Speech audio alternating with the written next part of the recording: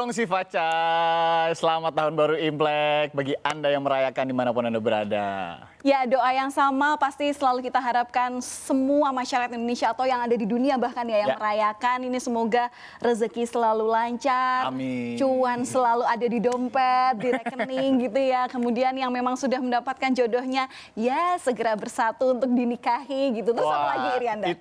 Itu omongan dan harapannya cukup dalam sekali ya kalau Valen yang ngomong tadi ya. Loh, jodoh iya dilancarkan juga. Harapan saya dan teman-teman saya yang belum menikah pastinya. Dan yang paling penting di sekarang ini kesehatan lah ya, yang tadi Valen juga bilang harus menjadi prioritas kita semua. Kemudian juga harapannya agar selalu diberikan kesehatan, senantiasa bugar gitu ya. Dan juga kita udah pernah mengalami COVID-19 yang 2 tahun kebelakang ini, 2 tahun lebih, luar biasa. Tentu ini menjadi harapan kita semua juga agar di tahun baru Imlek ini menjadi satu hal yang kemudian diprioritaskan banyak orang agar aman menjalankan aktivitas semua ya. Ya, yang jelas tahun kelinci air ini menjadi tahun keberuntungan bagi semua masyarakat di Indonesia. Bahkan untuk negara kita sendiri ya. Semoga memang pemerintahannya baik, kemudian juga nanti pendapatannya juga baik untuk pembangunan di Indonesia agar semuanya memang baik, mensejahterakan masyarakat Indonesia. Nah, harapan-harapannya sudah, kita mau bahas mengenai, kita mau lebih jauh kenalan soal budaya Imlek itu sendiri. Benar sekali. Bersama saya dan juga Irianda, ini sudah ada sejarawan yang bergabung di sini. Ada Pak Didi Kuartanadi, selamat pagi. Selamat pagi Mas. Bener nggak sih kalau tadi kita menyapa untuk tahun baru Imlek ini Gongsi Facai itu sebenarnya sejarahnya seperti apa sih Pak Didi? Gongsi Facai atau Gongsi Facoy? Pertama-tama saya ucapkan Sinchun Kyonghi ya, Diam Hok Diam Siu. Selamat merayakan musim semi, semoga murah rezeki, semoga panjang umur pada pemirsa semua ya. Amin, amin, amin. Nah jadi begini, Imlek itu sebetulnya adalah kalau di Tiongkok sana, di negara leluhur orang Tionghoa ini adalah awal dari perayaan musim semi ya. Jadi musim dingin berakhir, kemudian ini mulai musim semi. Nah jadi itu adalah suatu perayaan tidak memandang agama, tidak memandang kepercayaan, siapa saja merayakan. Karena itu adalah saat di mana orang-orang Tionghoa itu mengucapkan syukur ya. Nah makanya tadi ucapannya, kalau dulu waktu saya kecil yang diucapkan orang-orang tua itu adalah Sinchun Kyonghi. Sinchun Kyonghi. Ya, Diam Hok Diam Siu. Artinya Pak? Artinya selamat merayakan musim semi, semoga murah rezeki, semoga panjang umur. Nah kalau Gongsi Facai itu adalah istilah baru ya, relatif baru. Itu dari Hong Kong sebetulnya ya. Bahkan bukan dari mainland ya? Bukan dari mainland, lebih berorientasi ke materialis ya. Jadi, semoga Anda kaya. Gongsi Facai itu semoga Anda kaya. Wah jelas diaminin lah itu. Iya amin juga. Tapi itu sebenarnya pengetahuan baru ya. Karena sepanjang saya hidup lah ya. Berinteraksi dengan tahun baru Imlek juga begitu ya. Teman-teman juga banyak. Itu ya pasti gongsi terus kan? Gongsi Facai. Ya mungkin itu setelah reformasi itu lebih terkenal ya daripada Sinchun Kyonghi yang disingkat Kyonghi. Kalau dulu orang-orang dari masa saya itu Kyonghi gitu. Kalau sekarang Gongsi. Oh gitu. Iya benar, karena di amplop merah di angpau itu juga pasti tulisannya Gongsi Facai. Semoga Anda kaya. Tapi kalau itu kan karena memang amplop isinya kan apa namanya? Iya, duit. Gitu. Tapi kalau di mall-mall juga tuh. Juga ya? Iya, tapi lebih sekarang banyak sudah berubah loh. Sekarang transfer karena COVID ya. Tidak memegang uang cash lagi ya. Jadi sekarang sudah banyak transfer. Sekarang lebih banyak lagi QR code. Iya, betul. Jadi menyesuaikan ya. Imlek itu selalu menyesuaikan ya. Nanti mungkin 10 tahun lagi, 20 tahun lagi akan ada perbedaan lagi. Tapi kembali ke itu tadi ucapannya kalau zaman dulu ya mungkin lebih sesuai ya dengan Imlek tadi ya. Imlek kan perayaan musim semi, Sinchun Kyonghi, selamat merayakan musim semi. Diam Hok Diam Siu, semoga murah rezeki, semoga panjang umur. Itu lebih lebih mulia ya daripada semoga Anda kaya gitu. Gongsi Facai. Nah kalau yang Sinchun Kyonghi tadi biasa disingkat Kyonghi. Nah kalau Gongsi Facai kan gongsi. Nah Pak Didi, kalau mungkin secara lebih sejarahnya lagi gitu ya. Kenapa kemudian ketika musim semi ini yang dirayakan oleh masyarakat Tiongkok di dataran Cina dulu di sana? Kenapa? Apakah karena memang ketika musim dingin itu susah payah gitu, kemudian pas musim semi terbit matahari di situ hangat dan lain-lain, atau secara sejarah seperti apa? Iya seperti itu. Jadi memang awalnya inilah adalah tibanya musim semi karena Tiongkok ada beberapa musim ya, beda dengan Indonesia yang musim hujan dan musim panas. Kalau kita di musim hujan nih kayaknya. Iya. Nah di Tiongkok itu seperti itu. Tapi juga Imlek itu sebetulnya tidak hanya dirayakan di Tiongkok ya. Imlek juga dirayakan di Korea Selatan, di Vietnam, Singapura, negara-negara yang masih ada budaya Konfusius gitu, Asia Timur, ditambah negara-negara di mana diaspora atau persebaran orang-orang Tionghoa itu cukup besar. Misalnya di Singapura, di Malaysia, dan di Asia Tenggara lainnya itu mereka juga merayakan gitu. Tapi Indonesia juga tidak mau ketinggalan ya, karena di sini jumlah orang Tionghoa juga signifikan ya, sekitar 2% ya. Berarti Imlek itu sebenarnya perayaan budaya ya? Budaya, ya. Jadi tidak memandang agama, tidak memandang ini, hanya memang karena politis ya, karena sempat dulu dilarang, kemudian dijadikan hari raya. Di Indonesia tidak bisa, hari raya itu berdasarkan etnis ya, akhirnya itu hari raya dari agama Konghucu. Jadi kita berterima kasih juga kepada umat Konghucu, tentunya juga kepada Presiden Gus Dur dan Presiden Megawati yang akhirnya membuat Imlek itu sebagai hari libur. Nah nanti kita juga akan cerita lebih dalam deh Pak, terkait dengan di Indonesia itu sendiri ya, ketika pada akhirnya ini dijadikan hari libur nasional dan lain-lainnya. Tapi sebelumnya Pak Didi dan Valen, kita akan lihat dulu nih terkait dengan Imlek ini ada fun fact. Nah ini yang seru nih. Ini katanya itu, coba kita lihat juga ya di slide yang sudah saya siapkan. Nah ini dia. Kalau perayaan Imlek ini selalu identik dengan hujan. Nah, penyebab dan filosofinya ini apakah memang iya selalu hujan? Biasa, tapi kalau dengan hujan itu justru malah diartikan kayak aduh jadi ribet nih mau ibadahnya, jadi mau kemana-mana ribet, atau sebenarnya wah itu justru hari pertanda baik gitu? Iya. Nah jadi pertama-tama kita harus pahami Imlek itu terkait dengan penanggalan Tionghoa ya, penanggalan Tiongkok ya. Nah itu memang ini awal dari musim semi, kalau di Tiongkok sana ya itu memang pas musim ini ya, penanggalannya itu terkait dengan awal-awal tahun. Nah ini di Indonesia ini kan awal tahun biasanya musim hujan, jadi ya Imlek itu selalu identik dengan hujan gitu. Dan itu Imlek juga tadi saya lupa sampaikan, dalam kalender Tionghoa Imlek itu adalah hari raya atau kepercayaan rakyat yang paling penting. Jadi dari ritual-ritual kalender Tionghoa itu Imlek adalah yang paling besar, paling penting. Paling besar ya. Perayaannya sebenarnya berapa lama sih Imlek itu? Itu 15 hari ya. Oh 15 hari sampai yang pesta lampion sampai Cap itu Gomeh ya? ya. Cap Gomeh. Itu biasanya banyak festival jajanan di pecinan gitu ya. Lampion, festival lampion. Ya, Oke, ini kita lihat lagi nih Pak, ada fun fact berikutnya. Saudara, kita akan buka lagi. Yang kedua adalah menyewa pacar di Cina atau di Tiongkok gitu ya. Nah untuk perayaan Imlek di Cina sendiri adalah fun fact-nya ini kental sekali dengan menyewa pacar. Kenapa? Nah, ini mungkin terkait dengan dulu kan di zaman Tiongkok sebelum pembaharuan seperti sekarang itu mereka hanya boleh punya anak satu ya. Jadi mungkin itu sisa-sisa dari itu. Nah ini mereka tuh begitu di sana kehidupan juga tidak mudah. Jadi banyak orang yang muda yang lebih fokus ke karir. Jadi belum mau berumah tangga. Nah biasalah orang tua itu kan kalau ketemu kapan Mbak Valen Mas ini mau menikah gitu. Tapi biasa. Ini mah bukan cuma di ini kayaknya budaya Tionghoa. Orang di sana mungkin karena desakan dari orang tuanya, mungkin karena anak tunggal atau apa ya supaya lebih cepat berumah tangga. Jadi akhirnya gimana ya? Selalu ada alternatif itu. Akhirnya ya udah jasa persewaan pacar biar orang tua nggak begini-begini ya. Ya ampun. Itu kelihatannya kalau aku setiap ibuku nerima arisan di rumah ditanyain ya Mbak kapan? Aduh pusing. Maybe yes, maybe no gitu. Iya. Kalau kata anak zaman sekarang peer pressure. Iya, itu benar-benar tekanan sosial banget sih. Jangan sampai tapi ya kemudian karena itu jadi harus cepet-cepet gitu ya, nggak mempertimbangkan segala sesuatu. Kita yang berikutnya nih Len. Ada apa nih Len? Coba. Yang ketiga, nah ini dia, mendapatkan hadiah nanas. Ini di Malaysia. Di Malaysia. Tahun baru Imlek di Malaysia ini terdapat tradisi menukar kado atau hadiah. Namun yang membuat perayaan Imlek di Malaysia menjadi unik adalah isi kadonya, yakni nanas. Kenapa buah nanas? Kenapa nggak jeruk? Padahal kan kalau Imlek juga jeruk biasanya identik. Atau buah yang berwarna merah lainnya mungkin? Iya, nah ini mungkin kembali ke itu ya, tradisi-tradisi setempat ya. Saya kurang tahu kenapa Malaysia memilih nanas, tapi ya intinya itu mungkin manis ya. Jadi manis, keberuntungan, rezeki. Karena pada akhirnya mungkin saya ini dikit Pak tambahkan.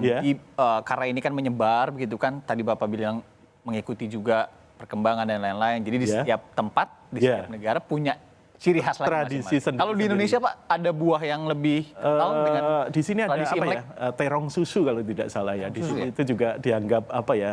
Membawa keberuntungan. Good luck gitu ya. Kumcuat namanya ya. Itu jadi ada apa ya? Akulturasi dengan tradisi lokal macam-macam. Tapi diolahnya terus bebas sesuai yang dikasih ya? Bebas. Nanti kan di sini juga banyak kuliner yang tidak ada di Tiongkok di masa Imlek ini. Nanti kita mungkin bisa ngomong itu juga ya. Aduh, oke deh. Nanti kita bakal ngobrol banyak soal Imlek. Iya, karena kita juga masih belum tahu nih kenapa Imlek itu identik dengan nuansa yang serba merah. Kemudian kenapa sih kalau Imlek itu selalu ada amplop merah juga gitu. Apa bedanya amplop merah, amplop putih, amplop coklat? Kenapa nggak itu gitu kan? Nah nanti kita akan lanjut ngobrol bareng narasumber kita yang ada di sini, Pak Didi. Jadi jangan kemana-mana. Obrolan seru masih ada usai jeda.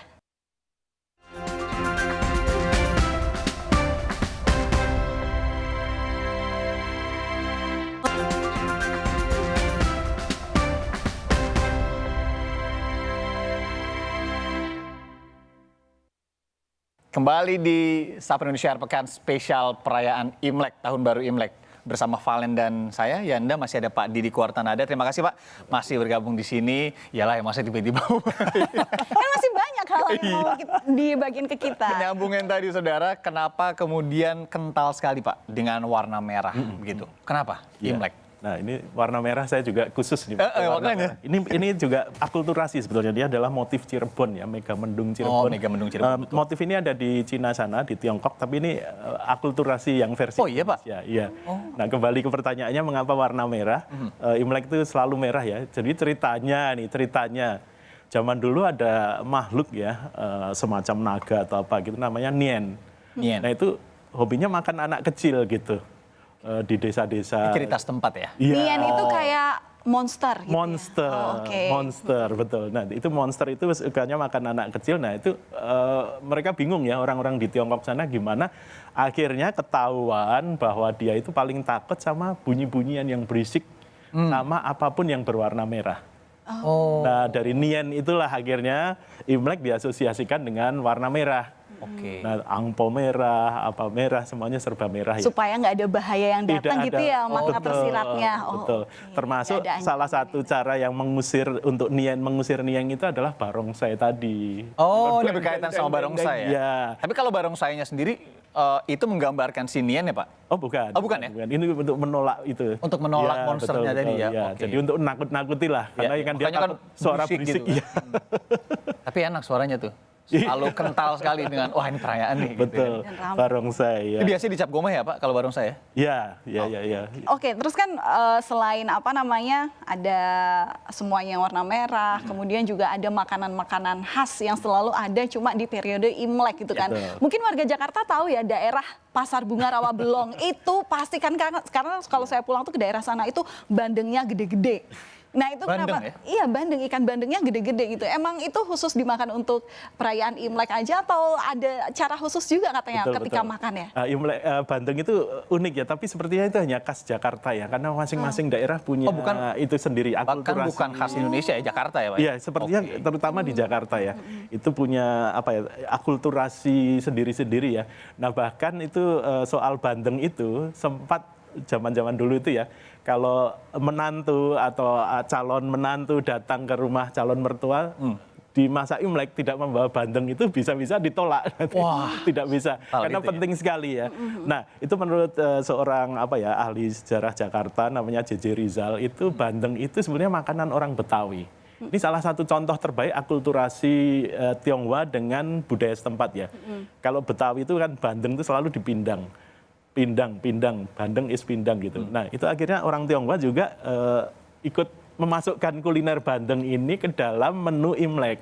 Itu salah satu akulturasi ya. Jadi orang Tionghoa itu sudah membaur termasuk budayanya, mengambil apa yang dia rasakan bagus dari tradisi setempat.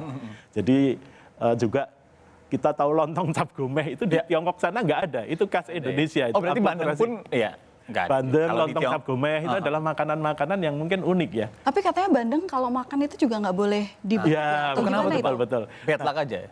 Bandeng itu kan banyak durinya ya, jadi Ya, itulah hidup itu tidak mudah, tapi juga dagingnya banyak. Jadi kalau Anda sabar-sabar nanti akan mendapatkan keberuntungan ya. Tidak mudah menyerah, melalui hambatan-hambatan itu jangan ini. Itu dilambangkan dengan duri-duri yang banyak itu. Nah, apalagi kan Banten ini mudah dicari di Jakarta ya. Oh, jadi meskipun kita udah setengahnya habis di bagian atas, ketika mau ambil yang bawah ya harus melewati duri-durinya, itu nggak boleh dibalik ya? Iya. Wah, PR juga tuh, Ya lama ada lah, berarti ya. itu mungkin tradisinya begitu ya, tapi mungkin orang sekarang udah mau praktis, mau cepet aja kali ya, jadi ya tidak 100% harus seperti Sebenarnya itu ada ya. tipsnya tuh Pak, ketika daging atas sudah nggak ada semua, tulangnya tinggal di...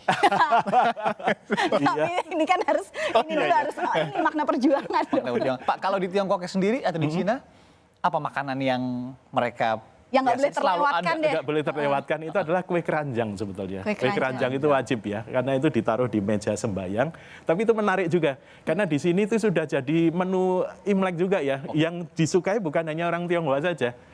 Saudara saya yang dari golongan non-Chinese itu kalau Imlek tuh nagih mana dodol Cina. Iya, istilahnya dodol ya, karena bulat gede gitu Iya. ya. Sementara kalau yang Jawa itu kan kecil-kecil gitu. Betul.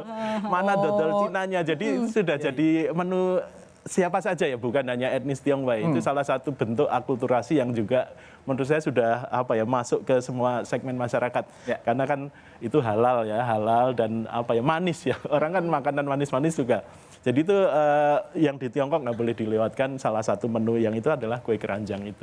Dodol Cina. Unik Kue ya. keranjang, dodol, biasa dodol itu kan lengket ya untuk teksturnya. Supaya hubungan antar keluarga, antar masyarakat erat gitu ya. Kalau Valen dia pasti dihubungkan dengan sebuah hubungan ya kan, lengket dan lain-lain ya.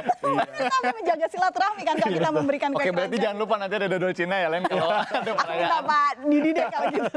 Kita sebelum masuk ke fun fact lagi, di segmen ini nanti fun fact-nya lebih ke Indonesia nih Pak Didi. Ternyata tadi seperti yang Pak Didi bilang ya, ada bandeng di Jakarta, itu kan salah satu fun fact sebenarnya kan, terkait dengan perayaan Imlek, akulturasi budaya, Imlek Tionghoa dengan Jakarta. Betul. Nanti ada beberapa daerah lagi. Tapi sebelum ke situ Pak, perayaan Imlek di Indonesia itu sendiri. Jadi Pak Didi sudah menyinggung sedikit bahwa dulu bukan hari libur nasional, di periode tertentu menjadi libur nasional. Sejarah untuk sampai ke situ itu seperti apa? Mungkin bisa diceritakan sedikit. Ya, ini secara singkat ya, kalau zaman Belanda dulu tuh dirayakan juga, ini zaman penjajahan ya, itu sebagai hari libur untuk orang-orang Tionghoa.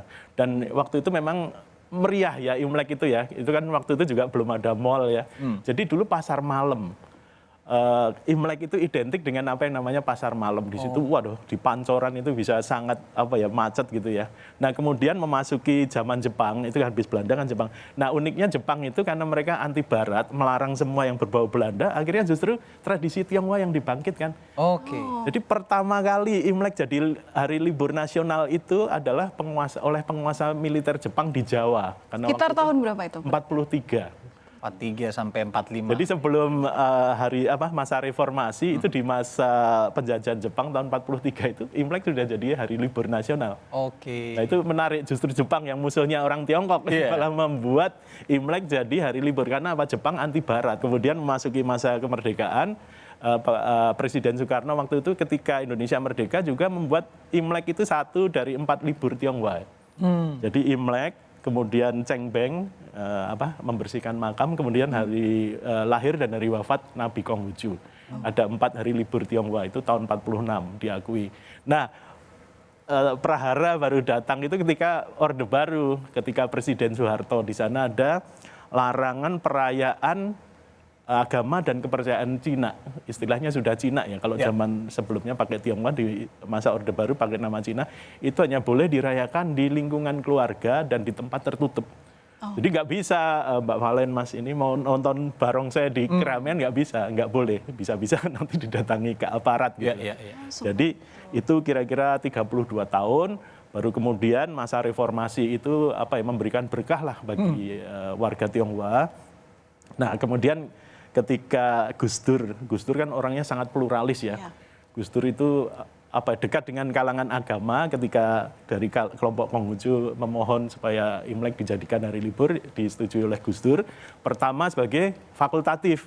Jadi yang Tionghoa boleh libur, tapi disempurnakan oleh Ibu Megawati tahun 2002 menjadi hari libur nasional seperti yang kita rayakan sekarang. Zamannya itu ya, ketika momen itu ya Pak ya? Betul, betul. Jadi ada naik turun lah. Dan sampai sekarang ada perubahan lagi? Masih tetap, masih sama. Ya. Dan berharapnya akan seperti itu, tapi sayangnya hari ini hari liburnya bertepatan sama hari Minggu.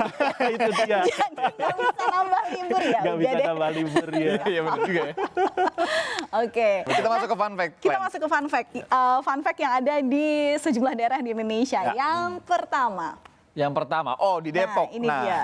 Depok ini merayakan Imlek dengan ada satu tradisi mandi bersama di sumur 7 lubang, Pak. Ya. Jadi Depok juga punya cara unik. Ini beramai-ramai datang ke Vihara Gayatri namanya.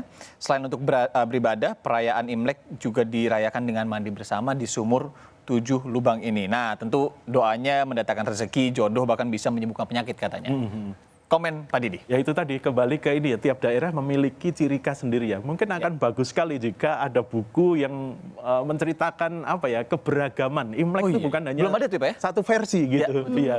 Kalau ada buku atau dokumenter yang di Riau atau di ini tradisinya begini, ini menarik sekali. Tapi intinya sebenarnya sama. Rezeki, keberuntungan, hoki, enteng jodoh, murah rezeki, itu saja sih terkait Imlek. Jadi mau bentuknya mandi 7 ini atau pesta ini, pesta itu, intinya itu sih. Tapi mungkinkah ini adaptasi juga dari kebiasaan yang ada di Tiongkok sana, Pak? Bisa juga, dan ini kan di vihara ya, jadi mungkin ada kebiasaan khusus dari umat penganut agama dari vihara itu. Jadi ya masing-masing punya ciri khas sendiri-sendiri. Iya. Oke, next line. Lanjut kita ke berikutnya. Ini dia. Nah, jadi ini juga. Iya. Nah, ini juga menarik gitu ya. Perang air ya. Iya. Nah, perang air di Riau ini kenapa perang air ya Pak ya? Emang harus basah-basahan kalau Imlek sendiri? Kalau kita selalu menghubungkan dengan awal begitu ya, di Tiongkok. Nah ini juga menarik ya, saya juga ini baru tahu ini Imlek ini di Riau pakai perang air ini juga ini menarik. Ini salah satu dari varian ya tradisi lokal yang mungkin itu juga ada pengaruh tradisi lokal seperti ini, saya juga kurang tahu ya. Tapi intinya itu tadi ya, kebinekaan kita itu harus dirawat ya. Jadi memang ini suatu kekayaan bukannya harus dihilangkan, tapi justru menjadi salah satu aset kebudayaan kita. Itu betul. Kita next ke fakta berikutnya. Tatung perayaan Imlek di Singkawang. Ini menarik sekali. Ini tatung ini sebenarnya dari bahasa Hakka ya. Jadi Hakka itu adalah kelompok dialek yang cukup banyak di Kalimantan Barat ya. Jadi kalau di Jawa itu seperti ayah saya dulu adalah keturunan Hokian, ada orang Hakka, ada orang Tioju, orang Kanton. Nah ini tatungnya adalah dari bahasa Hakka. Artinya orang yang dimasukin spirit ya, roh nenek moyang atau roh leluhur. Ini mirip dengan tradisi debus gitu ya Pak ya? Iya, ya mirip-mirip debus. Dan itu dulu, ternyata menarik. Ini juga akulturasi juga ternyata. Jadi mengapa ada tatung di Singkawang itu dulu ceritanya juga orang Tionghoa di sana pernah ada wabah penyakit. Dan mereka tidak bisa menyembuhkan, mereka bertanya kepada masyarakat lokal, orang Dayak. Nah jadi rupanya ada pengaruh. Nah tetua suku Dayak waktu itu menyarankan supaya mereka membuat itu acara seperti tatung ini. Untuk mengusir roh-roh jahat, ternyata berhasil. Oke. Nah jadi sekarang itu juga tatung itu salah satu ciri khas kota Singkawang ya, dan bahkan pernah menjadi Wonder of the World tahun 2013. Dan menariknya tatungnya itu bukan hanya orang Tionghoa saja, banyak orang-orang Dayak. Jadi ikut serta ya Pak? Ikut serta, yang dicoblos-coblos. Yang nusuk-nusuk benda tajam ke badan. Juga orang Dayak banyak ikut serta. Jadi bukan orang Tionghoa saja ya, itu juga akulturasi. Jadi banyak sekali sebetulnya Imlek itu. Cocok sama Valen tuh Pak, dia suka penasaran dengan hal-hal yang berbahaya. Mau coba? Jangan itu kelihatannya ngeri banget ya. Aja kemarin nangis. Sakit Pak, saya cobain. Karena itu kalau atraksi tatung itu menancapkan benda tajam ke seluruh tubuhnya ya. Itu kalau misalnya nggak terlatih juga bahaya juga ya. Dan karena dia trans ya, lagi dirasuki, jadi mungkin dia nggak terasa waktu di itu ya. Nah sebelum kita closing nih, yang paling penasaran itu adalah tradisi bagi-bagi angpau. Nah itu gimana tuh kalau misalnya nih, setahu saya dia di Lebaran itu kita biasa bagi-bagi uang ya. Kalau di hari raya Lebaran itu kan yang dari orang tua itu kasih ke anak-anak yang belum menikah dan belum bekerja, begitu istilahnya. Nah kalau di perayaan Imlek sendiri angpau itu dari siapa? Ke siapa? Ya terutama yang sudah menikah ya, yang sudah menikah ya mungkin sudah bekerja. Jadi kalau orang sudah sukses tapi belum menikah apakah boleh gitu. Saya rasa dewasa ini sudah boleh sih, tinggal nomor rekeningnya aja gitu. Dan itu tadi sekarang mungkin sudah tidak banyak orang yang sudah mulai banyak yang transfer nggak pakai amplop. Dan menariknya tradisi angpau itu kan amplop merah ya. Angpau, ang itu merah. Ang itu Oh, merah. itu amplop. Pau itu amplop ya? Iya. Jadi rupanya sekarang sudah ada untuk Lebaran itu ada amplop hijau. Oh gitu ya Pak? Untuk Idul Fitri. Saya sering lihat di toko-toko itu rupanya meniru juga tradisi angpau itu. Tapi warnanya hijau, ya identik dengan. Oh iya, ketika Iya. Lebaran pun saya dulu mintanya angpaunya mana gitu ya? Iya, tapi amplopnya warna hijau bukan warna merah. Iya. Disesuaikan juga. Iya, itu akulturasi yang sebenarnya mungkin jarang kita sadari, tapi ya di situ ya. Betul. Ya itulah akulturasi yang Antik meluas dan kemana-mana. indah sebenarnya kalau dimaknai dengan perspektif yang baik ya. Iya. Bagus sekali. Kalau saya mau kasih Irianda amplop coklat, Kenapa? aku suruh kirim pesan lewat kantor pos. Iya Len, iya nanti dikasih kue dodol ya, biar lengket ya, jadi lancar lengket, semua. ya. Oke deh, sebelumnya Luar biasa. terima kasih Ya, terima Pak kasih, Didi Pak Didi. sudah Ya, berbagi sekali lagi, informasi dengan ya. kami Semoga belajar sehat, kebudayaan ya. baru. Amin, semoga sehat. Semoga Amin. juga rezeki lancar untuk Pak Amin. Didi. Amin, Nanti amin, kita ketemu amin. di lain kesempatan. Ya, amin. Dan hari ini mau merayakan Imlek Dengan keluarga dengan aja. keluarga. Jadi harus makan mie ya biasanya supaya umur panjang gitu kan ya. Nanti cari dodol Cina. Oke, saya dibagi ya Pak ya. Belum ada nih di sini cuma patung bareng saya. Nah, kurang. dodol lagi. Padahal kalau makan mie goreng juga lengket kok kayaknya. Iya. Pak Didi Kuartanada, Ya, terima kasih. Terima Sehat kasih. selalu. Terima kasih. Ya.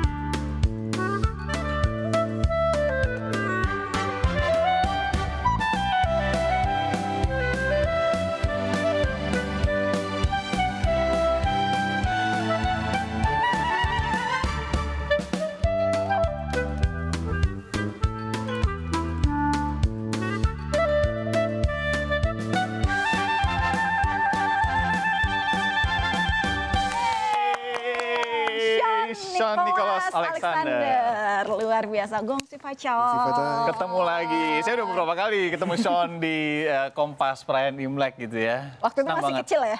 Kecil-kecil juga udah lebih tinggi dari saya. Oke, kita boleh agak maju ke depan. Kita ke depan, Sean. By the way, sekarang usia berapa? Sekarang usia 16. Sorry. Usia 16 ya. Oke. Kita terakhir ketemu tuh sekitar 2-3 tahun lalu ya. Iya, sebelum pandemi. Sebelum pandemi COVID-19. Iya. Tapi itu pun sudah lebih tinggi dari saya. Kita geser dikit. Gizinya Sean kelihatannya lebih bagus deh ya. Gitu.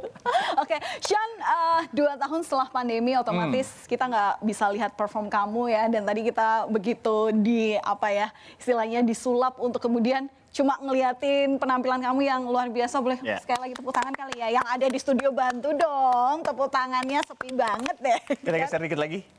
Nah, Sean ini kan kalau aku tadi lihat dari partitur musiknya ya, itu kan kelihatannya susah ya karena tapi ya memang kalau aku nggak bisa main klarinet gitu ya. Kalau Sean kan memang udah masternya gitu. Tapi ada kesulitan nggak menyanyikan lagu-lagu yang sering dibawakan waktu Imlek gitu?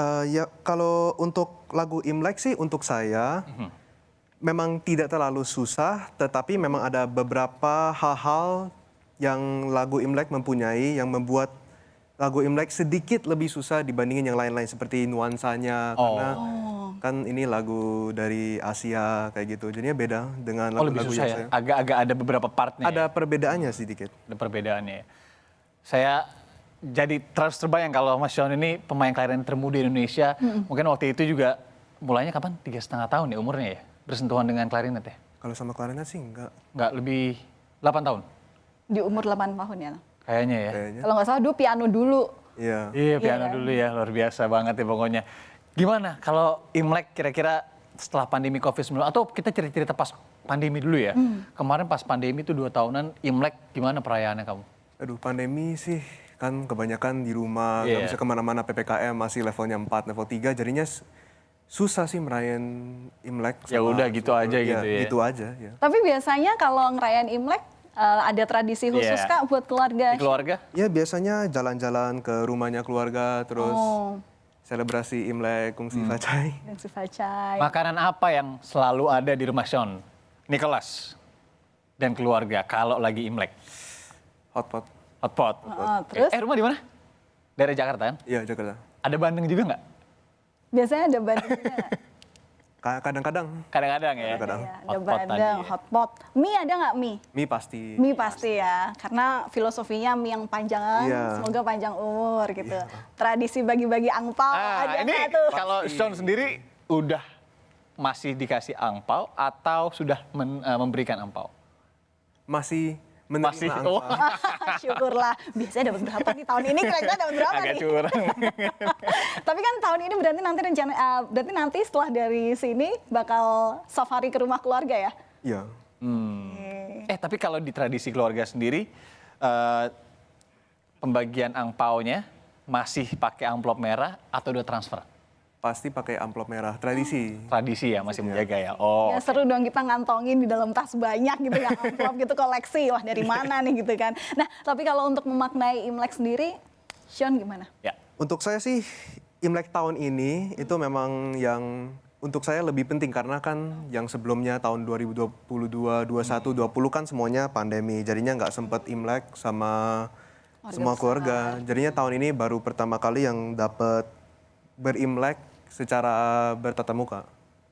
Oke, kamu sendiri harapannya di Imlek kali ini apa? Untuk pribadi, untuk keluarga, mungkin untuk Indonesia? Ya saya sih semoga pandeminya udah Kelar lah ya? Ya udah lah. Udah lewat gitu ya? Udah lewat. Tapi akhirnya sih PPKM-nya udah dihilangin, dicabut. Jadinya semoga bentar lagi masker boleh dilepas di dalam gedung dan lain-lain seperti itu.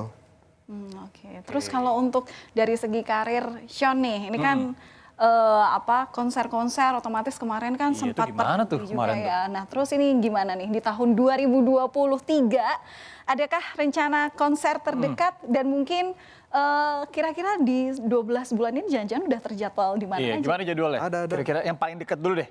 Paling Bakal main kapan? Bulan Mei. Mei. Jadi bulan Mei saya di-invite sebagai soloist dari orkestranya Jakarta Sinfonietta yang didukung oleh Pak Lendi. Oh, oke. Itu yang di daerah Kemayoran bukan sih yang Jakarta Iya. Sinfonia Concert itu ya? Iya. Oke, terus nanti deh kita ke sana kalau ada undangannya. Kasih undangannya dong.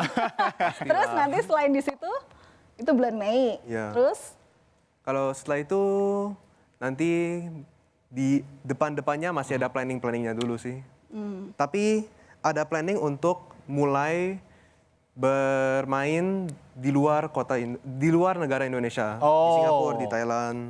Sudah ada jadwalnya ya? Ya. Oke, luar biasa. Mantep banget. Kita tepuk tangan lagi untuk Sean. Semoga karirnya tahun ini moncreng gitu ya, Amin. istilahnya semakin banyak juga orang-orang yang kenal dengan kemampuan Sean, tidak hanya di Indonesia aja, tapi juga seluruh masyarakat di dunia ini Amin. bisa tahu, nanti konsernya bisa melanglang buana gitu ya. Terus habis itu apa lagi dong Siapa tahu harapannya? kira-kira bisa juga untuk kita untuk nonton ya sekali-sekali konser Aku Sean boleh ya. deh untuk bawain ininya klarinetnya gitu yang By the way, tapi sana. sebelum nanti tampil lagu kedua lagi, tadi lagu pertama judulnya apa ya? Kira-kira ceritanya tentang apa tuh? Lagunya Hexinian. Machine ya? Jadinya ini lagunya tuh lagu Chinese yang dibuatnya abad 18 sampai abad ke-19. Oke.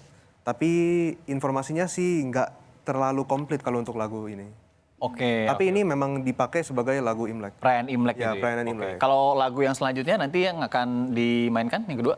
Molihua itu lagu China yang lebih lama dari tahun Lebih lama ya, lagi? abad 15, 16 dan ini memang lagu Molihua itu memang lagu yang lumayan terkenal karena dipakai karena negara China menggunakan di semua event-event di Olimpiade. Oh nggak cuma Imlek ya? Iya. Oke, berarti lebih ke event besar nih lagu yang Iya. berikut ini. Oke, Terima Sean kasih Nicholas. sebelumnya Sean sudah Terima kasih. Sisi. datang ke Sapa Indonesia Air Pekan Spesial Imlek. Selamat merayakan hari Imlek nanti bersama keluarga besar di rumah dan semoga koleksi amplopnya banyak. Amin. Konsernya besok depannya di bulan Mei terus sampai akhir tahun Iya, nanti bisa rencana-rencana lancar ke luar negeri juga ya. Rencana keluar negerinya bisa lancar dan sukses untuk kita semua ya, Ya. masyarakat Indonesia. Kami harus akhiri Sapa Indonesia Air Pekan Spesial Imlek hari ini. Terima kasih sudah menonton. Saya Valentina Sitorus. Saya Riana Mardanus, sekali lagi selamat Imlek untuk masyarakat yang merayakan. Sean Nicholas Alexander. Silakan Sean. Terima kasih.